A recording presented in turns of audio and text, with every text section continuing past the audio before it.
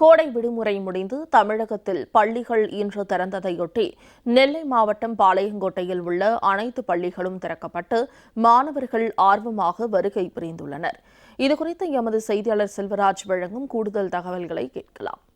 செல்வராஜ், விடுமுறை முடிந்து பள்ளிகள் இன்று திறக்கப்பட்டுள்ளது.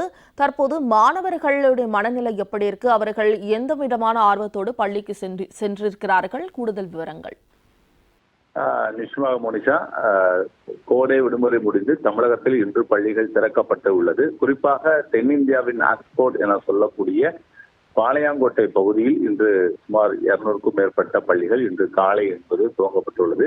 அதே போல நெல்லை மாவட்டத்தில் சுமார் 1500 பள்ளிகள் என்பது இன்று காலையில் திறக்கப்பட்டுள்ளன. ஆனால் இருந்த போதிலும் பாளையங்கோட்டை பகுதியில் மிக அதிகமாக பள்ளிகள் இருப்பதன் காரணமாக இன்று காலையிலிருந்தே பாளையங்கோட்டையில் உள்ள பிரதான சாலைகள் அனைத்துமே தற்போது போக்குவரத்து என்பது மிகப்பெரிய பாதிப்பு ஏற்பட்டது. ஏனென்றால் முதல் நாள் என்பதன் காரணமாக தங்களுடைய குழந்தைகளை பெற்றோர்களை நேரடியாக அழைத்து கொண்டு வந்து தங்கள் பள்ளிகளுக்கு தங்கள் குழந்தைகளை அழைத்து கொண்டு பள்ளிகளிலிருந்து விடக்கூடிய சூழ்நிலை தான் நேரடியாக பார்த்துக் கொண்டிருக்கிறோம்.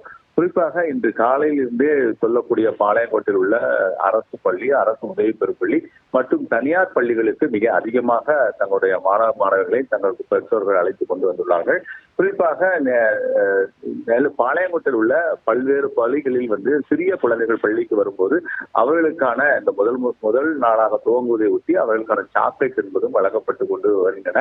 அந்த சாக்லேட்டை பெற்றுக்கொண்ட அந்த மாணவிகள் தங்கள் முக மகிழ்ச்சியோடு இன்றிலிருந்து தங்களுடைய பள்ளிகளில் தங்கள் பள்ளிக்கு வருவதும் தங்கள் வகுப்பறைக்கு செல்வதும் மிக மகிழ்ச்சியாக இருக்கிறார்கள். இதுபோல் நெல்லை மாவட்டத்தில் பல்வேறு பகுதிகளிலும் இன்று பள்ளிகள் திறக்கப்பட்டுள்ளதன் காரணமாக மாணவர்கள் நேரடியாக பள்ளிக்கு தங்கள் முதல் நாள் நண்பர்களோடு மிக மகிழ்ச்சியாக இருக்கிறார்கள். தங்களுடைய பாடங்களை இன்று முதல் தங்கள் துவங்குவதற்கான அவர்கள் நடவடிக்கையிலும் அவர்களுக்கு மேற்கொண்டு உள்ளார்கள்.